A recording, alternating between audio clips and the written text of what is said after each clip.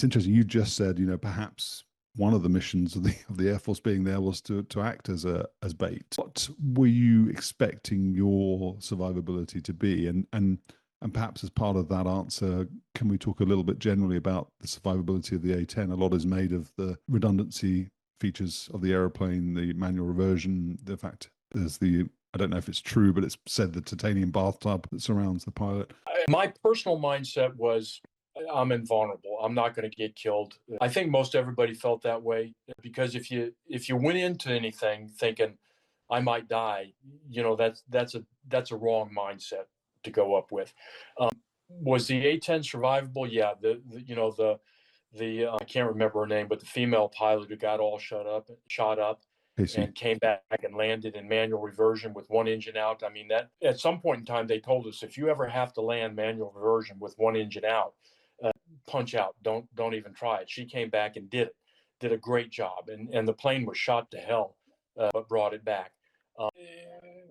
One of the guys, Steve Phillis, I flew with him in Korea.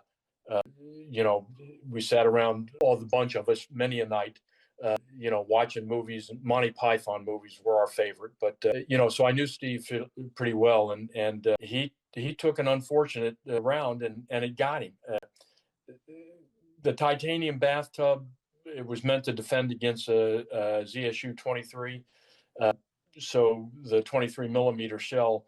But a lot of the approaches we did were upside down, find the target, and then roll out. So we always thought, what if that 23 millimeter shell got inside the bathtub? You might not have anything from the waist down by the time you got done. And that was just tongue in cheek, but we didn't really worry about that. So it was very survivable, sometimes not. But you tended not to dwell on that, I guess. You carried a self-protection jammer. Yeah, we did have a ECM pod on there. We put it out on one of the 11 pylons, so we put it on 1 or 11 to keep the jamming out to the side. But yeah, we had an ECM pod on there. Was that something you would just switch on and let it do its own thing? I mean, what? Okay, and what? I'm not asking. I'm not pretending to be an idiot, but what did that thing do? That was automatically detecting radar signals from threat systems and then jamming them, or it was also then cueing chaff and flare from the airplane. What sort of integration was there? Yeah, it was a magic pod sitting out on one of your wingtips, basically. They would come through and try to explain to us, here's what it does and everything else. But it was to jam the radar or spoof the radar. We did have chaff and flare, but that was all manual. You did that with buttons on the control stick, whether you did flares or chaff, and put that out. And there were certain times when you knew you should put out flares or put out chaff. We had a radar warning system in there that was very rudimentary. Would say, yeah, they're looking at you with radar, so maybe you ought to think about putting some chaff out.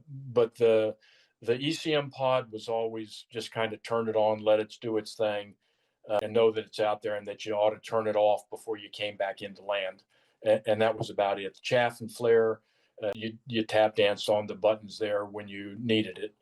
And that was always fun to put flares out and watch them in the mirrors and see them going out. The chaff, you didn't hardly see it. It just was so small.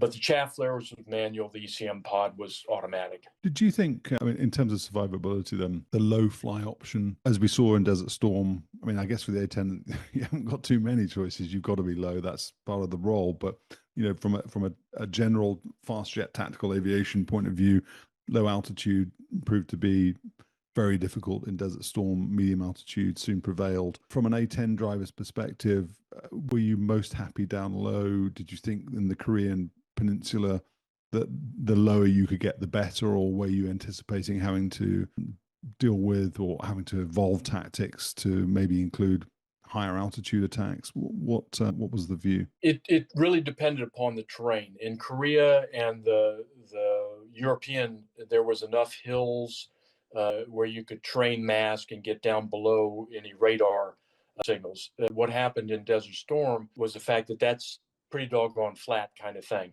So you really can't get down below the radar type stuff or below visual or hide on, either behind or, kind of hold defilade against so they couldn't see you against the background.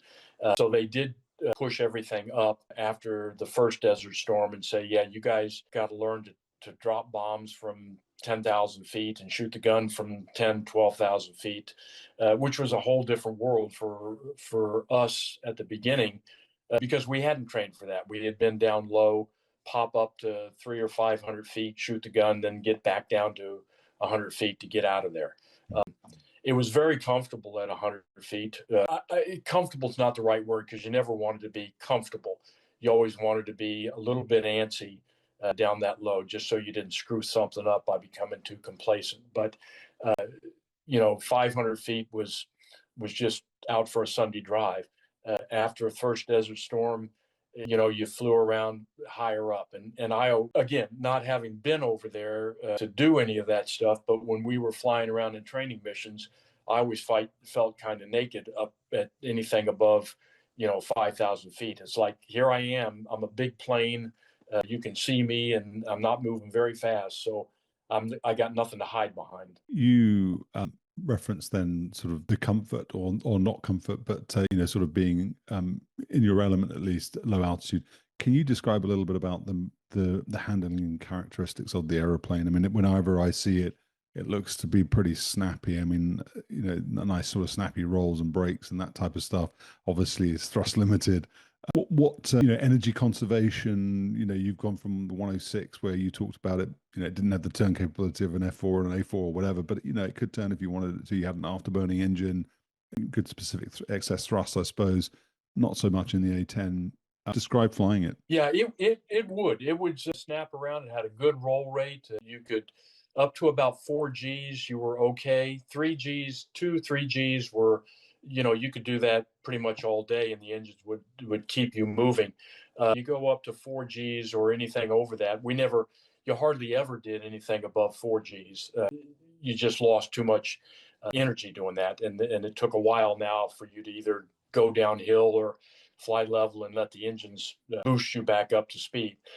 But 2 or 3 Gs, you could do that all day long, and we would flying around low level. One of the tactics, we called it Circle the Hogs. You'd have a four-ship, and everybody would go in a circle, and you'd be at like 10, 3, 6, and 9, going around in a circle, following everybody. And you could get that circle pretty tight at 2 or 3 Gs. And if anybody were to ever try to come in, and we would play with the F-15s, or they'd play with us up in Alaska, if anybody would come in to try to shoot us when we were doing that, then the guy who was right at the next quarter circle around could just come up and launch some 30 millimeter at them, and they'd have to get out of there. So Circle the Hogs was a pretty good defensive maneuver. You couldn't stay there all day, obviously, but people would try to come in and get you, and then they'd have to give up, and then you could move on down track a little bit. So it was good at 2 to 3 Gs all day long.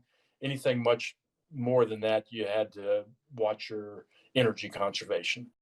If you enjoyed this clip and want more, you can go to 10percenttrue.com, hit subscribe, and get early ad-free access to all my content. Appreciate your support.